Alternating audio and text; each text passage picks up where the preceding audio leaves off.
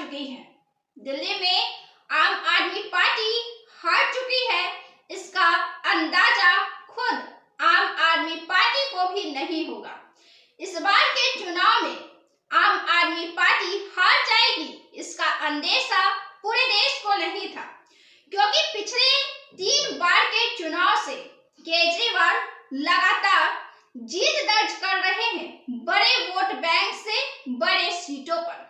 दिल्ली के 70 विधानसभा सीटों पर केजरीवाल विस्तार के साथ बढ़त बनाते हुए जीत हासिल की है।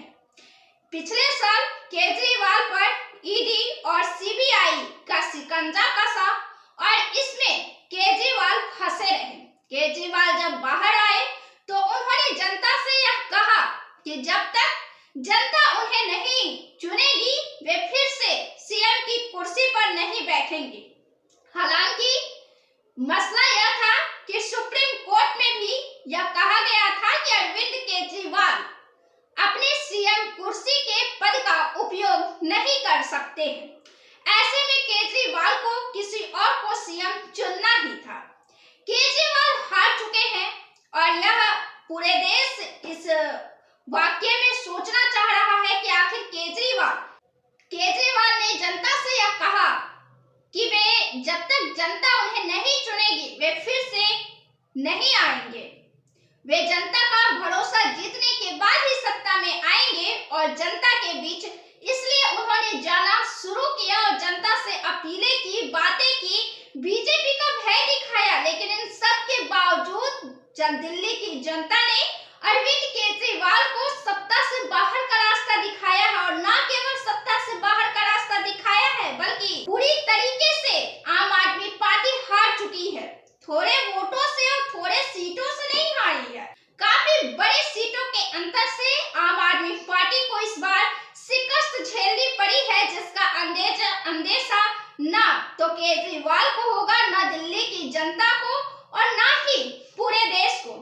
लेकिन इन सबके पीछे आखिर कौन सी वो तमाम वजहें हैं जिससे अरविंद केजरीवाल को हार का सामना करना पड़ा है? क्या केवल भ्रष्टाचार ही वह मुद्दे हैं जिनसे केजरीवाल हार चुके हैं? क्या बीजेपी पार्टी में भ्रष्टाचार नहीं है? क्या अरविंद केजरीवाल ने जो वायदे किए हैं उन्हें नहीं पूरा किया, इस वजह से वे हार चुके हैं? क्या ऐसा है कि केवल केजरीवाल ही वायदे पूरे नहीं करते हैं? दरअसल केजरीवाल के हारने में 2 मुख्य अहम कारक काफी बड़ी भूमिका निभा रहे हैं। जिस अन्ना हजारे के आंदोलन से अरविंद केजरीवाल निकलकर बाहर आए और अचानक ही दिल्ली की सत्ता पर छा गए, किसी ने यह कल्पना तक नहीं की थी कि अरविंद केजरीवाल मैदान में बाजी मार जाएंगे। उसी तरह किसी ने कल्पना तक नहीं की थी कि अरविंद केजरीवाल सत्ता से उखड़ जाएंगे। यह दिल्ली की जनता और देश के लिए एक बड़ा ही चमत्कारिक रिजल्ट है और भाजपा के पक्ष में है। अरविंद केजरीवाल को जरा भी इस बात की उम्मीद नहीं थी कि इस बार उन्हें हार का सामना करना पड़ सकता है। ईडी की कार्रवाई, सीबी की कार्रवाई हेमंत सरकार पर भी हुई, तेजस्वी यादव पर भी हुई, अरविंद केजरीवाल पर भी हुई, लेकिन सबसे बड़ा झटका और सबसे खतरनाक प्रभाव किसी पर साबित हुआ है तो वह है अरविंद केजरीवाल। लेकिन केवल बीजेपी पार्टी के द्वारा इस एक्शन से अरविंद केजरीवाल को हार का सामना नहीं करना पड़ा है। अरविंद केजरीवाल के हार के पीछे 2 महत्वपूर्ण कारक है और वह है एक तो सोशल मीडिया और दूसरा अन्ना हजारे। जी हाँ, जिस अन्ना हजारे के आंदोलन से निकलकर अरविंद केजरीवाल बड़े लीडर बन गए, अचानक ही देश की राजनीति में छा गए और प्रधानमंत्री के कुर्सी तक के रेस में शामिल हो गए। केवल 2 राज्यों में उनकी सरकार होने के बावजूद अचानक उन्हें करारा झटका इस वजह से लगा है कि चुनाव के ठीक एक दिन पहले अन्ना हजारे ने यह जनता से अपील कर दी है कि जिस अरविंद केजरीवाल को वे जानते थे वह अरविंद केजरीवाल अब नहीं रहा। जो अरविंद केजरीवाल उनसे जुड़ा था उसके आंखों में सपने थे, उसके विचार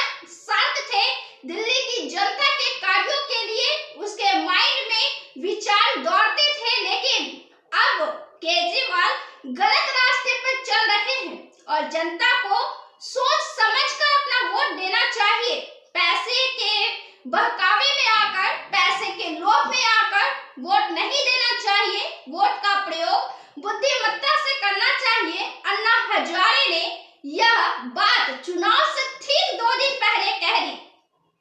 अरविंद केजरीवाल को अन्ना हजारे के किए गए इस प्रहार का सफाया करने का, इसे हटाने का कोई मौका नहीं मिल पाया। उनके पास कोई सफाई नहीं थी अन्ना हजारे के इस बयान पर देने के लिए। और अन्ना हजारे वह शख्सियत है जिनके दम से ही, जिनके बदौलत ही, जिनसे होकर ही केजरीवाल देश की राजनीति में चमके हो। और अन्ना हजारे का यह बयान केजरीवाल के लिए घातक साबित हुआ है। वोट देने के ठीक 2 दिन पहले उन्होंने यह जो संदेश दिया दिल्ली वासी को, उसने अपना रंग दिखा दिया है। दूसरी वजह दोस्तों यह है कि अरविंद केजरीवाल के जो खुद के विधानसभा सीट हैं, खुद के विधानसभा सीट जहां से उन्होंने चुनाव लड़ी है, वहां की स्थिति खस्ता है। वहां की जनता के बीच अरविंद केजरीवाल को लेकर शिकायतें हैं। वहां की गलियों में गंदे पानी बहते हैं, निकलने के लिए रास्ते नहीं है, आपस में लड़ाई झगड़े होते हैं गंदगी की वजह से, कम जगहों की वजह से, सड़कें नहीं होने की वजह से। ये सब उन लोगों के बीच का मुद्दा है जो एक मध्यम परिवार से आते हैं, जो खाते पीते परिवार से आते हैं। वहीं उनकी बस्ती में जो सबसे गरीब तबका है, झुग्गी झोपड़ी वाले, उनकी तो हालात इंसान की तरह है ही नहीं। वो तो ऐसे लगते हैं जैसे इंसान है ही नहीं। वे खुद भी बोलते हैं कि बस जी रहे हैं, जानवरों की जिंदगी है, कीड़े मकोड़े जैसी जिंदगी हो चुकी है।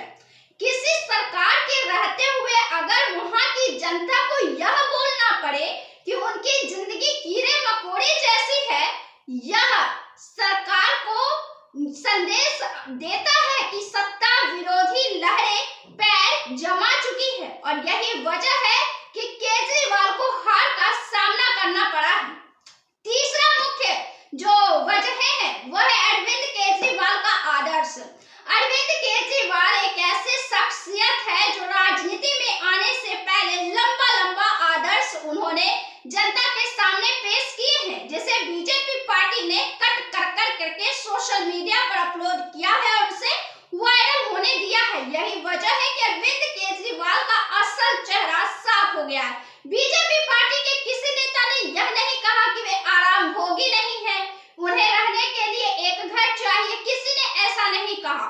वे सभी राजनीति में आए और अपना काम किए। लेकिन केजरीवाल एक ऐसे नेता है जो यह कहते हैं कि उन्हें रहने के लिए, इतने बड़े नेताओं को रहने के लिए इतने बड़े महलों की जरूरत नहीं है, इतने सुख सुविधाओं की जरूरत नहीं है। लेकिन जब वे खुद शीश महल तैयार करते हैं तो उन जनता को ये चीजें काफी कौंधती है जो गरीबी में रह रहे हैं, जिनकी जिंदगी बद से बदतर हो रही है सरकार की वजहों से, जिन्हें हर दिन समस्या का सामना करना पड़ा है, जिनके पीने के लिए गंदा पानी आ रहा है। ऐसी सरकार के लिए तो सत्ता विरोधी लहर तो चलेंगी ही। पीने का पानी अगर साफ नहीं आए तो वह तो बहुत ही दलितों जैसा व्यवहार है जो पुराने समय में हुआ करता था दलितों के साथ, ऐसा दिल्ली की जनता में हुआ। और इस वजह से